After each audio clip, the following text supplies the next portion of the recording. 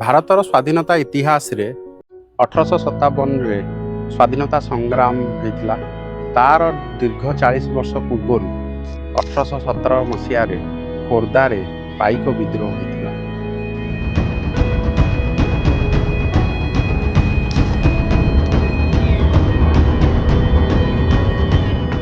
ପାଇକ ବିଦ୍ରୋହର ଇତିହାସରେ ନାମ ଅଛି, କିନ୍ତୁ ତାର ପରିଚୟ ବହୁତ ଅଳ୍ପ।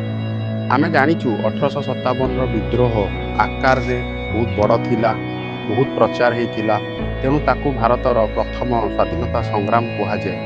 କିନ୍ତୁ ଏତେ ବର୍ଷ ପୂର୍ବରୁ ଖୋର୍ଦ୍ଧାରେ ଯଦି ପାଇକମାନେ ଏକ ବଡ଼ ଆକାରର ବିଦ୍ରୋହ କରିପାରିଲେ, ତେଣୁ କାହିଁକି ତାକୁ ଓଡ଼ିଶାର କିମ୍ବା ଭାରତର ପ୍ରଥମ ବିଦ୍ରୋହର ମାନ୍ୟତା ଦିଆ ନ ଯାଇପାରିବ?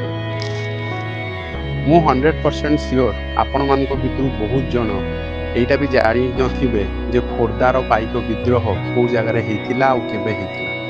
ତେଣୁ ଏ ଯେ ଓଡ଼ିଆ, ଏଇଟା ଆମମାନଙ୍କର ରେସ୍ପନ୍ସିବିଲିଟି ଯେ ଆମେ ଯଦି ଆମ ଇତିହାସକୁ ପ୍ରଚାର ନ କରିବା, ଆମେ ଯଦି ଆମ ଇତିହାସକୁ ବିଶ୍ୱାସ ନ କରିବା କିମ୍ବା ଆମ ଦେଶ ଆଗରେ ନ ରଖିବା, ତାହେଲେ ତାର ମାନ୍ୟତା କେମିତି ହେବ? ଓଡ଼ିଶା ସରକାର ବହୁତ ବର୍ଷ ହେଲାଣି ସେଇ ମାନ୍ୟତା ପାଇବା ପାଇଁ ସଂଘର୍ଷ କରୁଛି ଏବଂ ଏଇଟା ଆମମାନଙ୍କର ପ୍ରୟାସ ରହିବା ଦରକାର ଯେ ଆମ ସଂସ୍କୃତି, ଆମ ଇତିହାସ ସାରା ଜଗତରେ ପ୍ରଚାରିତ ହେଉ। ତେଣୁ ଏ ଯେ ଓଡ଼ିଆ, ମୁଁ ଆପଣ ସମସ୍ତଙ୍କୁ ରିକ୍ୱେଷ୍ଟ କରିଛି, ନିଜ ଇତିହାସକୁ ପଢ଼ନ୍ତୁ, ନିଜ ଇତିହାସ ପାଇଁ ଗର୍ବିତ ହୁଅନ୍ତୁ ଏବଂ ନିଜ ଇତିହାସ ସମସ୍ତଙ୍କ ଆଗରେ କୁହନ୍ତୁ। ଧନ୍ୟବାଦ।